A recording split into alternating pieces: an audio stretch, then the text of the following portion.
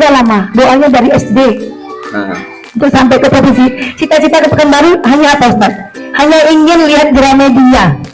Bayangkan itu.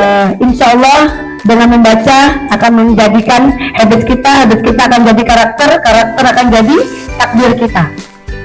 Ya, jangan suka mengeluh, larikan ke membaca untuk healing. Ya. Baik, luar biasa.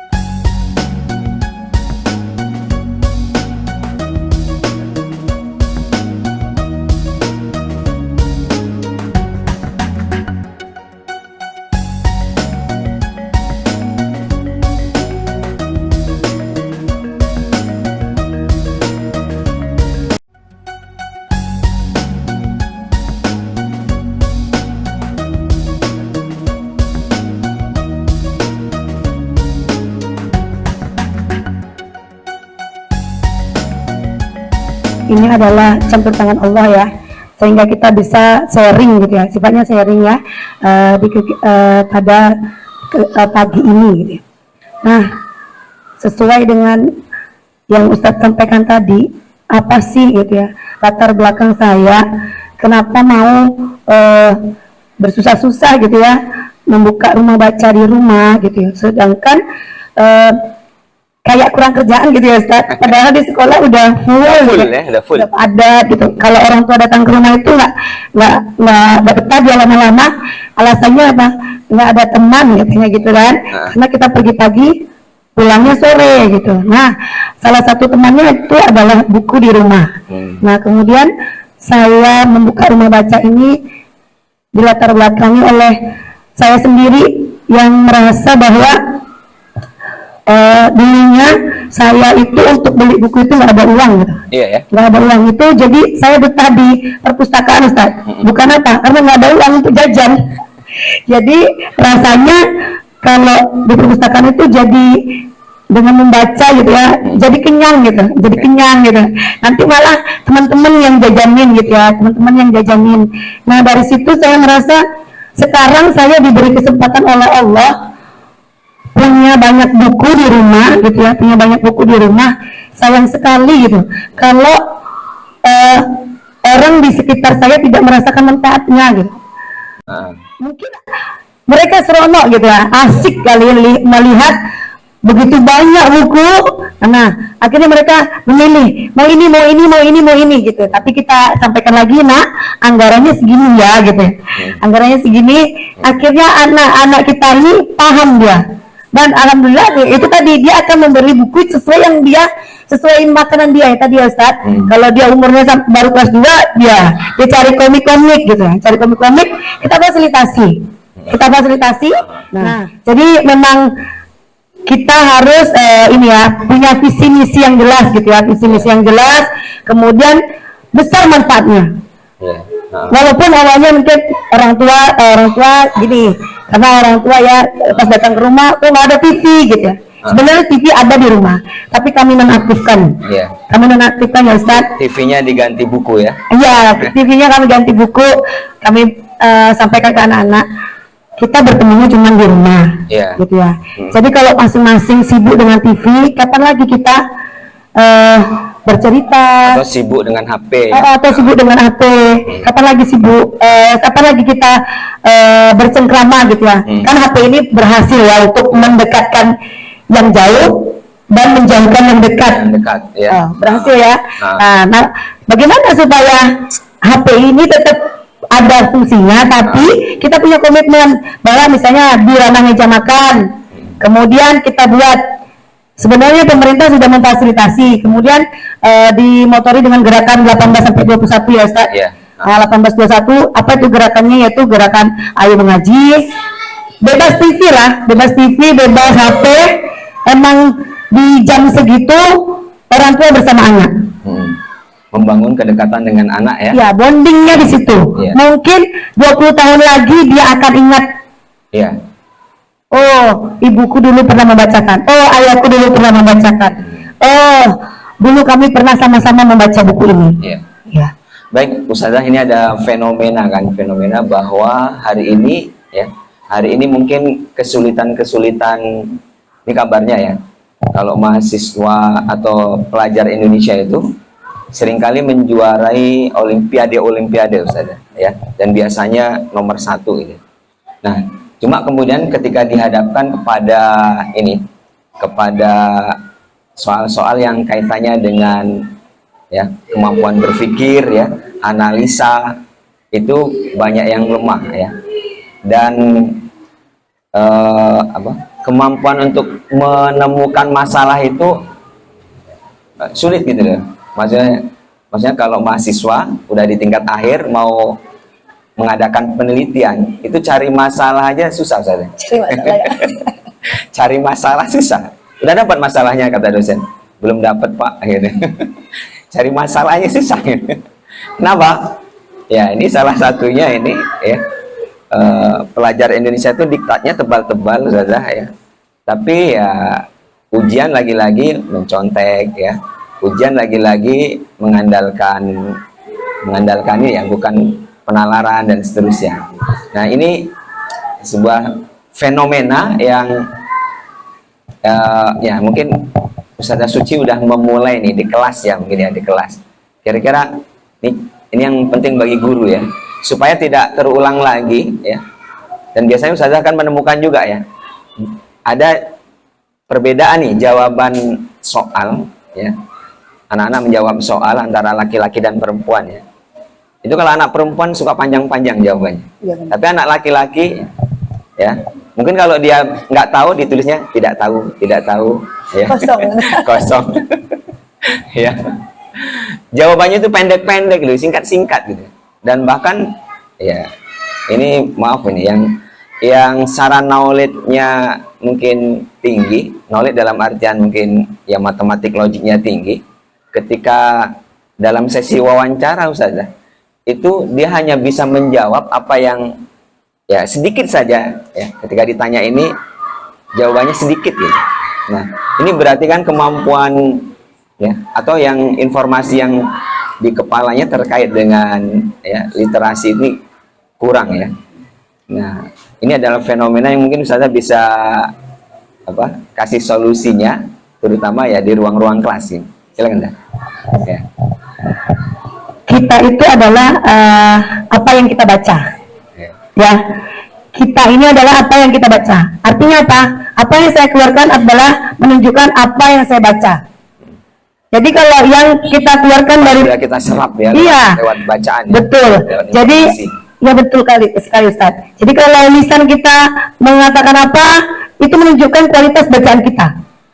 Nah, kalau sedikit yang kita baca, mau dari sisi mana lagi yang mau kita keluarkan, ya kan? Nah, kemudian untuk yang tadi mahasiswa dan mahasiswi itu berbeda memang, karena proses penciptaan otaknya juga berbeda gitu ya kan. Untuk perempuan ini memang ya 17.000 sampai 21.000 kata-kata yang dia bisa keluarkan ya. Kalau dia bahagia 21.000 dia keluarkan Ustaz. Jadi kalau yang diam aja itu justru nggak bahagia. Sakit berarti. Sakit. Iya. Ada yang sakit jadi gitu ya. Perempuan jarang ngomong itu sakit ya. Ayo dia jalan Ustaz. Iya. Ya, jadi seperti itu. Jadi sudahlah posisi kemampuan otak dan kualitas otaknya berbeda, tambah bacaannya sedikit. Makin nggak ada ngomong lah dia di rumah kan. Kalau ngomong merepet aja mungkin ya. Iya, ngomong merepet aja ya, omelan gitu ya, omelan gitu. Ya. Makanya ketika kita banyak membaca, maka kita mengurangi energi negatif yang lain. Tapi ketika kita banyak membaca, apa yang kita bisa sampaikan ke orang banyak itu lebih bermanfaat. Berarti membaca bisa dikatakan proses healing juga kali. Iya betul, proses healing. Proses healing. Kalau healing nggak perlu jalan-jalan. Iya betul. Buka buku, baca. Betul. Salah satunya itu dulu Ustaz, karena saya juga nggak punya duit, jangankan untuk beli buku, jangankan untuk jalan-jalan, beli buku aja nggak ada uangnya. Jadi memang pinjam buku perpustakaan sebanyak-banyak itu bawa pulang, dibaca, itu mengobati. Aduh, aku nggak mampu kayak yang lain. Tapi ini kalau Habibur Rahman Al-Syirazi mengatakan, kita tidak perlu melakukan jalan jauh kemana-mana, tapi buku adalah jendela dunia, ya kan? Dengan kita membaca, kita bisa membayangkan posisi negara Turki itu di mana, posisi Arab Saudi itu di mana gitu ya. Bahkan mungkin kalau kita membaca kita lebih banyak tahunya. Begitu kita sampai di situ, Wow, Ya. inilah gitu ya. Jadi ini mungkin termasuk yang rahasia yang Ustazah Suci sampaikan ya. Iya. Jadi Ustazah Suci ini udah pernah ke Turki nih ceritanya. Alhamdulillah. Ya, mungkin awalnya membaca Turki dulu, terus dimasukkan dalam pikiran ya, kemudian berdoa, ya Allah mudah-mudahan sampai ke Turki gitu ya. Iya, iya. Ada kayak gitu kali Ada, ya. ada. Dan alhamdulillah yang di foto beliau yang di flyer itu foto bawa buku di Turki itu ya. Iya, di Turki itu di depan Masjid Blue. Di Iya. depan Masjid Blue. Jadi teman-teman ya, ternyata membaca bukan hanya ini ya, bukan hanya tadi proses kita memahami sesuatu, tapi bisa semacam cita-cita itu bisa kita ya, semacam proposal kepada Allah, ya Allah Iya, mudah-mudahan betul. aku sampai di sini gitu. Iya, betul, Kita betul. baca sesuatu. Betul. Atau Ustaz. seperti itu gimana Ustaz? Iya, jadi kan saya juga membimbing Olimpiade ya, Ustaz. Iya. Olimpiade Sains itu sejak 2012. Jadi ketika membimbing Olimpiade ini anak-anak, karena kita di sini tidak pakai sistem juara, jadi kadang-kadang mungkin anak-anak yang punya ekspektasi tinggi itu dia merasa biasa aja belajarnya gitu ya. Iya. Tapi ketika bertemu, anak coba sampaikan gini, Mak. Hari ini kita itu belajar juga perlu kesabaran, Nak. Belajar itu perlu kesabaran, sebab ada anak itu yang mengatakan gini, anak udah bolak-balik ikut Olimpiade tapi nggak pernah menang-menang dong. Anak udah rajin belajar tapi nggak pernah menang-menang dong, katanya gitu. Jadi anak bilang gini, Nak, untuk belajar itu perlu kesabaran, berbuat baik perlu kesabaran. Kemudian anak sampaikan, Ustazah, untuk sekedar mimpi ke Pekanbaru gitu kan dulu itu ikut Olimpiade Kimia, lewat Olimpiade Kimia karena memang saya suka baca. Jadi kalau guru menjelaskan dengarkan dengan baik, kemudian yang tidak dipahami aja pelajari sendiri, pinjam buku teman pelajari sendiri. Jadi dikasih PR justru yang belum dipahami, Ustaz.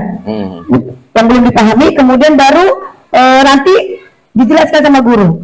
Nah, itu dari kesukaannya seperti itu sampai akhirnya teman-teman waktu itu kan kimia ini sesuatu yang menakutkan. Iya. Cerita dari situ ya, Ustaz. Nggak mengenakan ya. Pokoknya nggak enak banget. Tambah gurunya sebenarnya ibu itu enak, cuman tegas gitu. Tapi tidak semua orang suka kan gitu ya.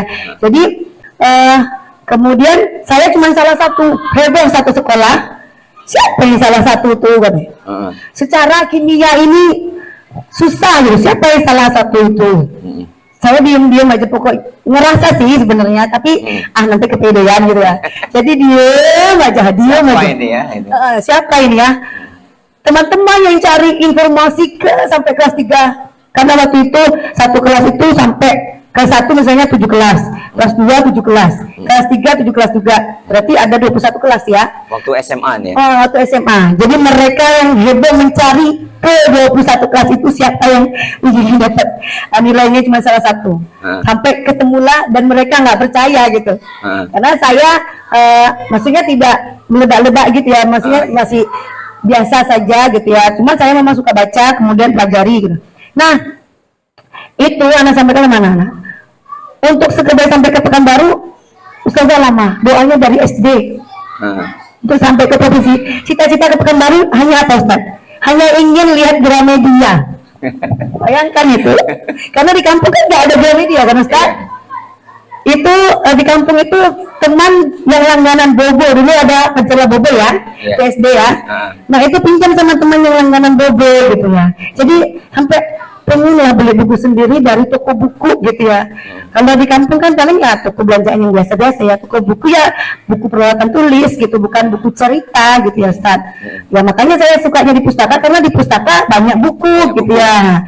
Nah jadi kemudian sampai ke Pekanbaru ya, sampai ke Gramedia itu rasanya sesuatu banget ya. ini sesuatu banget gitu ya, Ustaz. Wah, Gramedia.